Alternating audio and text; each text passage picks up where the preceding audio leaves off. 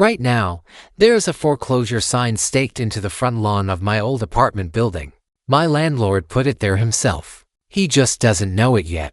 He thinks the bank did this to him. He thinks the market crashed. He has absolutely no clue that his entire multi-million-dollar real estate empire was systematically liquidated because of me. I lived there for 3 years and left that place spotless. But on move-out day, this guy smiled right to my face, fabricated $6,000 worth of fake damages, and kept my entire security deposit. When I called him out on it, he just laughed and said, "Take me to court, champ. Everything has a price." So, I didn't call a lawyer. Instead, I spent 3 straight nights digging into public records until I uncovered the dark, illegal secret hiding directly beneath the floorboards I used to sleep on. A secret so severe it triggered an immediate, compounding financial death clock from the fire marshal, the IRS, and the city council simultaneously. He told me everything has a price. But he never expected the city to hand him a 6-figure bill that would completely break him. When we finally stood face to face in that courtroom, what he did left the entire room dead silent. Let me tell you how I pulled this off. There's a foreclosure sign staked into the lawn outside my old apartment building right now.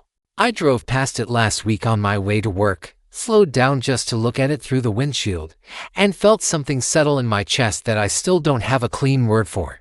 My landlord put that sign there himself. He just doesn't know that yet. He thinks the bank did it. He thinks the market did it. He has no idea the real reason his entire little empire is being sold off in pieces, one property at a time.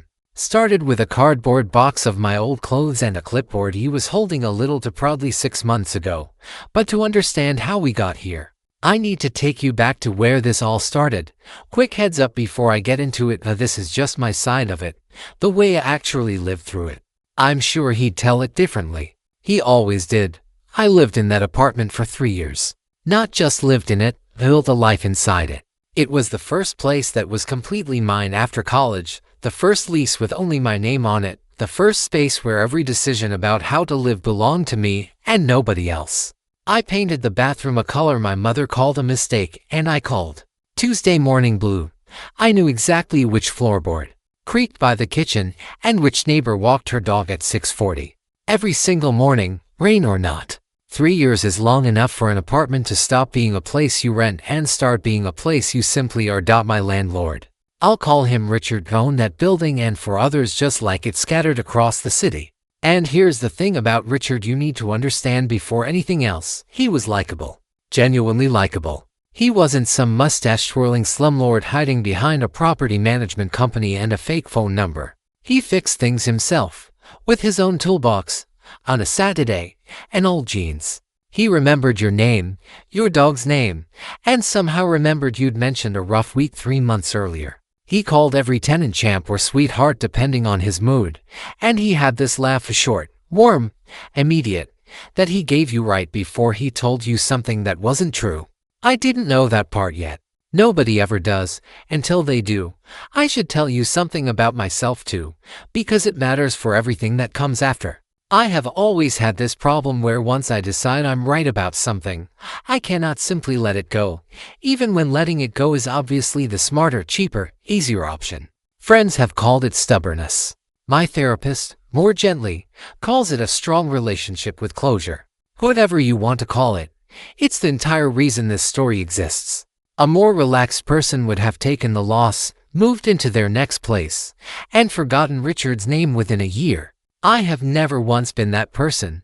The day everything changed was my move-out inspection, a gray Saturday morning, boxes stacked by the door. The apartment stripped down to bare walls and thin morning light.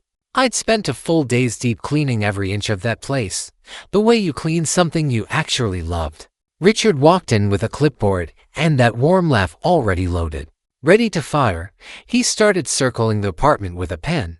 And within 4 minutes he checked off $600 of scuff paint that was, at most, normal wear from 3 years of living. Then a damaged blind that opened and closed perfectly fine right in front of both of us. Then, and this is the part that still gets me, evidence of pet odor. I have never owned a pet. I have never even owned a houseplant that survived longer than a month out. By the time he closed that clipboard, he'd built a case to keep every dollar of my deposit. Nearly $6,000. 3 months of rent gone. Justified entirely by violations that existed only on his paper. I asked him, calmly, how exactly he was planning to justify pet odor in an apartment that never had a pet. He didn't even look up. Take me to court, he said, and laughed that same warm laugh, like we were sharing some private joke between old friends. Everything has a price, champ. Looks like yours was $6,000. I want you to sit in that moment with me for a second. Not the money, the smile underneath it, the absolute, bone-deep confidence that I would do exactly what every tenant before me had apparently done: get angry for a week, leave one bad review somewhere nobody would read, and quietly disappear. He'd built an entire business model on people being too tired, too broke, or too busy to fight back. He had no idea I was about to become the one exception he never planned for. I didn't say another word to him that day. I picked up the last box, walked to my car, and sat there for a long moment with both hands on the wheel before I even turned the engine on. Something cold had already started forming in my chest, and it wasn't sadness. It was the specific, focused stillness that shows up right before you decide to do something you can't take back. I had no idea yet what was hiding underneath that building. I had no idea about the other tenants who'd sat across from that exact same clipboard, that exact same laugh, years before I ever moved in. I just knew one thing for certain: sitting in that parking lot with the engine still off, Richard had just made the most expensive mistake of his entire life. And he was going to find that out one piece of paper at a time. Asterisk asterisk. I didn't call a lawyer that week. I didn't post some furious rant either. What I actually did was quieter than that, and looking back, a lot more dangerous. For 3 straight nights after work, I sat at my kitchen table with my laptop open and a cup of coffee that always went cold an hour before I remembered to drink it. I wasn't drafting an angry email. I was reading city zoning codes, habitability statutes, public property records, the kind of dense municipal language specifically written to make a normal person give up by page 4. I didn't give up. Remember what I told you about myself? And on the 3rd night, I found the basement. Public records showed the official footprint of Richard's building, the permitted square footage, the legal number of units. What I found underneath my old apartment didn't match any of it. There was an entire unit down there, converted, occupied, completely off the books, with none of the fire safety or structural permits a space like that legally requires. Not a paperwork oversight. A planned, deliberate, money-saving shortcut, built directly beneath the floor I used to sleep on. Here's where it gets interesting. I learned that week that a cosmetic code violation gets a landlord a warning and 30 days to fix it. A fire safety violation involving an illegal occupied unit gets a landlord something else completely: mandatory fines that compound for every day it isn't corrected. Richard wasn't looking at a slap on the wrist. He was looking at a financial clock that had already started ticking the moment that basement was rented out, and he didn't even know it yet. Hey, real quick before I keep going, if this story is landing the way I think it is, hitting subscribe genuinely means a lot on a channel this size. Okay, back to it. Because this is where things actually start getting bad for him. About 2 weeks in, something happened that almost stopped me cold. I got a text from Richard. 3 lines, no apology, offering to reconsider $400 of my deposit if I'd let the whole thing go quietly. I read it standing in my kitchen with the lights off except for the stove light, the screen glowing in my hand, and for one short, embarrassing second, I almost felt grateful. For about a day, I genuinely wondered if I'd overreacted. Maybe he wasn't some calculated predator. Maybe he was just a guy who got greedy once and panicked the moment I pushed back. Then I talked to the tenant in for B. She'd lived in that building for 6 years. In this flat, tired voice that told me she'd given up being angry about it a long time ago. She told me Richard had done almost the exact same thing to her, fabricated damages, kept her deposit, and the moment she started asking questions, offered her a partial refund to make her stop. She'd taken it. You learn to take what he gives you, she told me, staring at her own kitchen table like it had personally let her down. Because fighting him costs more than the deposit ever did. She needed the money too badly not to. That $400 wasn't generosity. It was a tool he'd used before, on someone exactly like me, and it had worked every time. Whatever was left of my hesitation disappeared completely after that.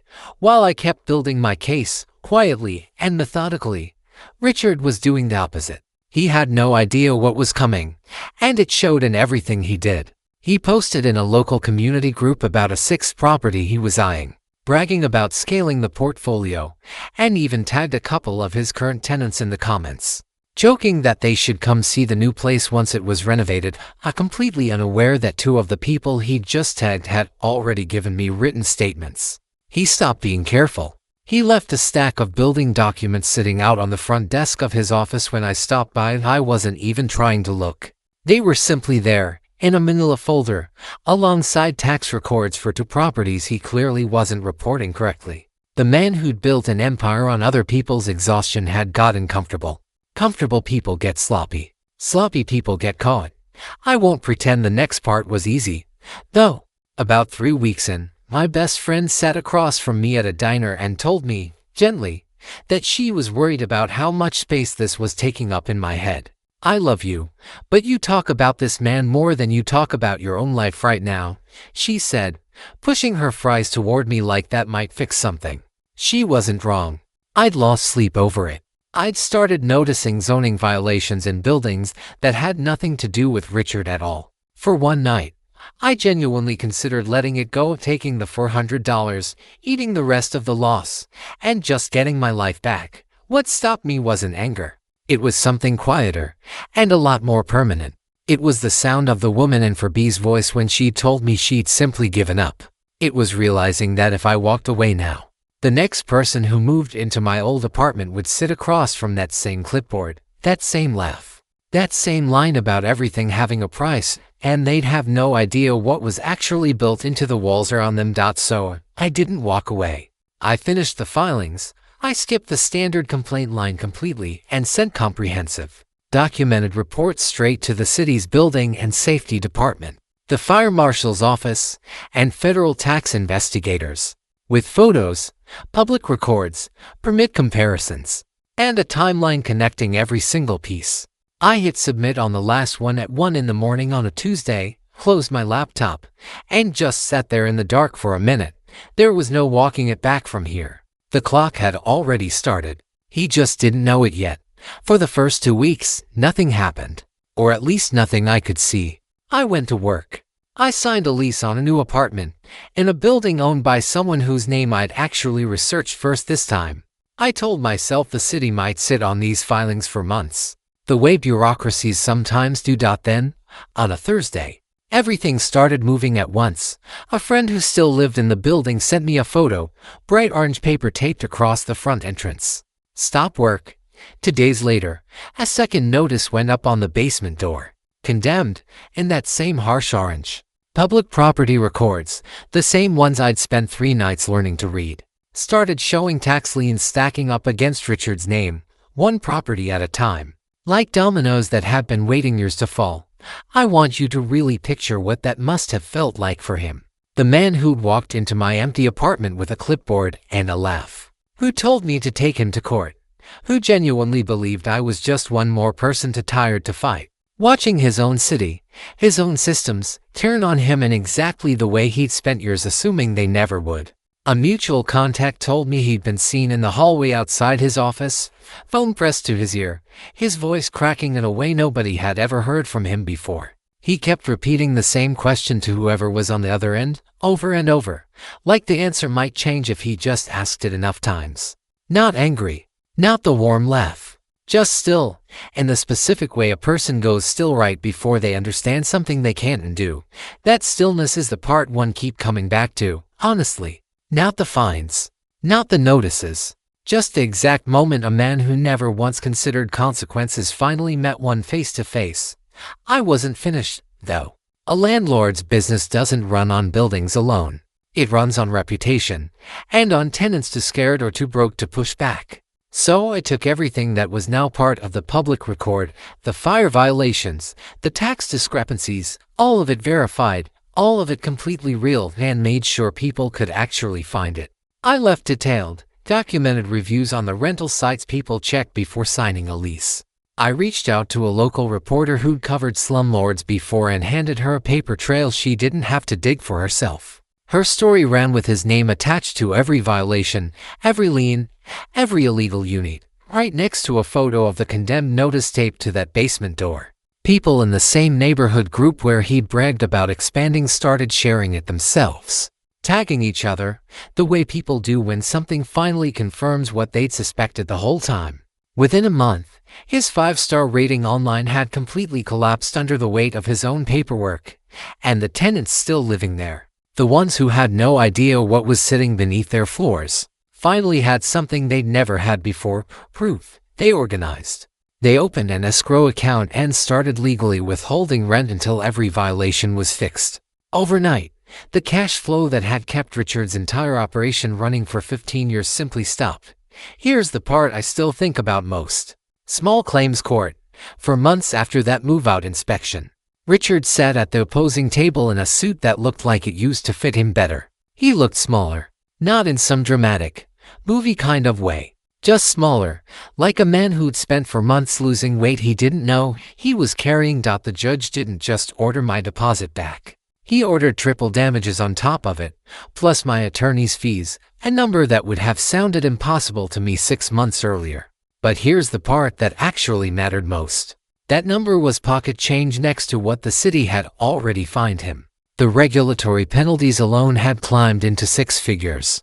More money than he'd ever managed to take from me or anyone else combined. At one point, the judge looked over his glasses and asked Richard's attorney, flatly, whether his client had anything to say for himself. The silence that followed lasted about 4 full seconds. I counted. He never said one word to me in that courtroom. Not take me to court. Not champ. Not even the laugh. He just signed where his lawyer pointed, and left through a side door so he wouldn't have to walk past me in the hallway. 6 months after that gray Saturday morning, I drove past my old building on my way to somewhere else, the way I sometimes still do. There it was, a foreclosure sign staked into the same lawn where I used to park, gleaming a little too bright in the morning sun. He'd had to sell off what was left of his portfolio piece by piece, just to keep this from becoming something far worse than a foreclosure. He built that ending with his own 2 hands, one cut corner at a time, years before I ever signed my lease. I just made sure it finally caught up to him on a schedule he didn't get to choose. I thought I'd feel something bigger than I did. Triumphant, maybe. Vindicated. Instead, I just felt quiet. The specific kind of quiet that shows up after you've been holding your breath so long you forgot you were doing it. And you finally let it go. I still read every line of every lease now. Twice. Before I sign anything. I still think about the woman in 4B sometimes, and wonder if anyone ever told her how it ended. I hope someone did. Some things just don't fully close, even once they're finished. He used to say it to every tenant who ever pushed back. That warm laugh built right into it. Everything has a price. He just never thought he'd be the one paying it. I think about that every single time I drive past that empty building.